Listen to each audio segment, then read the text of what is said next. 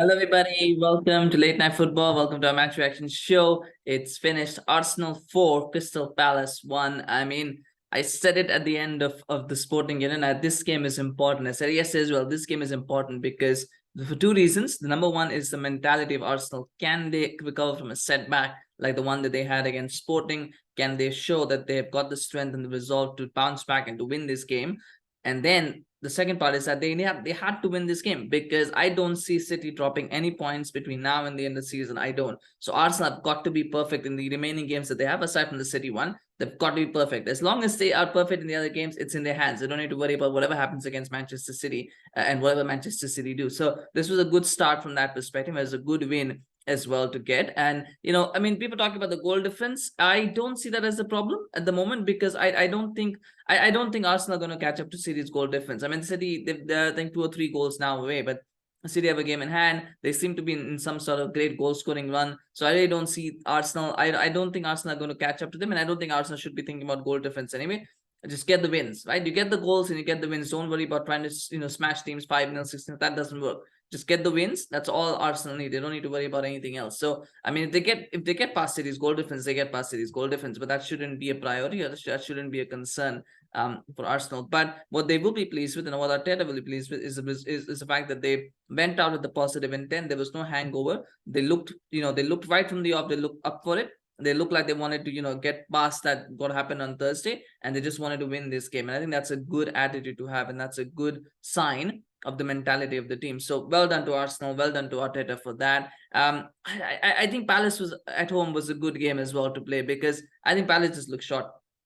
It has something to do with Patrick Vieira's sacking. It came out of nowhere in a way. I think it was a bit unfortunate. It was a bit unfair as well. I think looking back at this game, they'll probably be thinking, well, was the manager really the problem? Should they be willing to sack him? And what that reminds me of Palace is what happened with Nigel Pearson, I believe, at Watford, where he was doing okay. They were out of the relegation zone. They sacked him, and then they got relegated because they didn't win any of their last few games. So it could happen that way with Palace as well. Because sometimes when there's a manager who's popular with the squad and suddenly you sack him, the squad morale goes down and the team stops trying. And that could happen with Palace. I mean, today I thought Zaha had a shocker. At least for that first 70-75 minutes, he had a complete shocker. Today he was out of position for a couple of the goals. He didn't want to trade. He didn't look like he wanted to track back.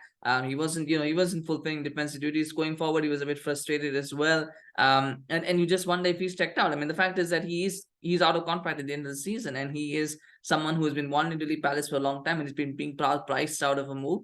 And he might very well be looking that now and thinking, right, this is it. I'm going to leave. So what incentive or motivation does he have to fight for Palace? I'm not saying that's the case. What I'm saying is that when you lose a manager that you like, and you're about to leave, what do you want to do going forward? So those are things for Palace to answer. I mean, from Arsenal's point of view, I like the goals. I mean, that first goal I think all of the goals were really well worked.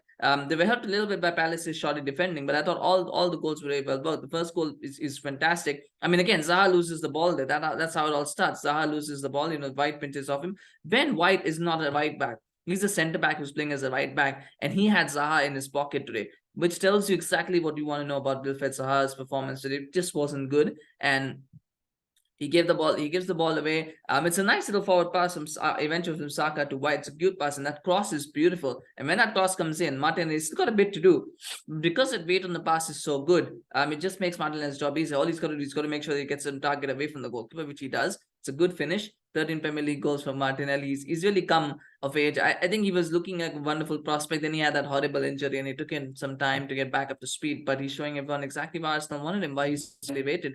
And I think it's been a breakout season for him. It's also been a breakout season for Bukayo Saka. 2 goals today, both really well worked. Again, White with the assist for the Saka goal, which was a nice finish. I thought the goalkeeper could have done slightly better. I think but he's not the first choice goalkeeper. He's someone who's thrust into action. It's always going to be tough.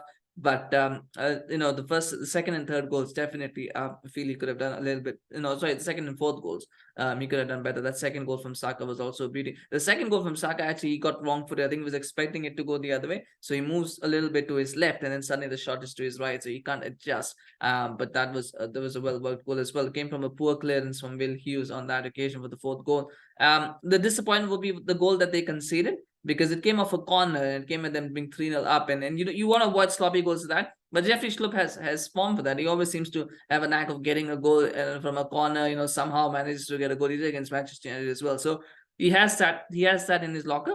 And I'm not surprised that he scored one here. And for Palace, I think a goal is and probably some people might say, well, Vieira didn't get his team to have a shot on target in 3 games. So, somebody scoring a goal is a big deal as well. In some ways, and maybe it is. But on the evidence of this, I think Palace just look like a team in disarray at the moment. Arsenal look like a team on the up. But it's just one game, and they've got to keep it going. Now they've got the international break. Some of the players will get a bit of rest. I think that the fingers because Saliba comes back quickly. I thought Holding did well today. I think for all the criticism and all the concern around him, I thought Rob Holding played really, really well today. But again, it's Palace. It's Palace at home. You don't want to start overrating players as well, and you don't want to overrate the performance. It was a good performance, but you don't want to start calling it world class, because I think Palace just didn't offer any fight. They just didn't offer any resistance. And so it's hard to make too many judgments. But I thought Holding looked good. But I'm sure Arsenal will want Saliba to come back as quickly as possible. And same thing with with some of the other players as well. I think the one Jesus to get back up to speed. I think Trossard has done a fantastic job playing as a striker, and hopefully he will continue in that role for a while. I think he should be right now. I think he deserves to be starting over Jesus. I see what Jesus brings, and he brings a lot to the team. But you just want to have 2 good players, right? And you have 2 quality players that are fighting it out. Why not? Why just keep rotating and make sure that everybody gets the opportunities? So yeah.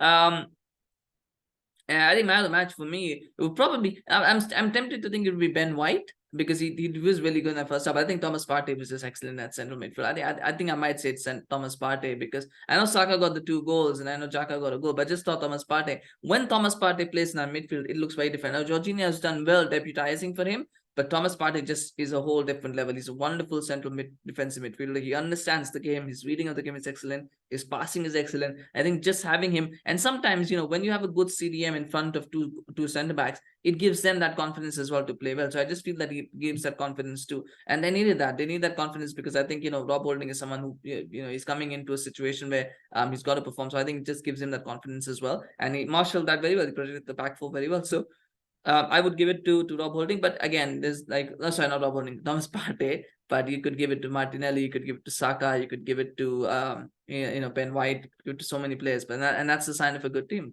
that really does well, and has so many different man of the match contenders. Anyway, let me know your thoughts on the game. Of course, smash like for this video, smash like for Arsenal winning and staying on top of the league. They've pulled up an 8-point gap, though they played a game more, so that will eventually, I think, will get back to 5 points. But it's important for them to get the 3 points now, just to put a little bit of pressure out on City, and see if they slip up somewhere. I don't think they will, but never hurts to try, right? Anyway, do smash a like, subscribe to our channel on YouTube, follow us on Facebook, Twitter, Instagram. Always love hearing, always love having your support, getting your comments. Just we've got a couple more match reaction shows to come. There's some big games coming up, so we'll be back with that. So stay tuned. Thank you so much. We'll see you again soon. Bye bye.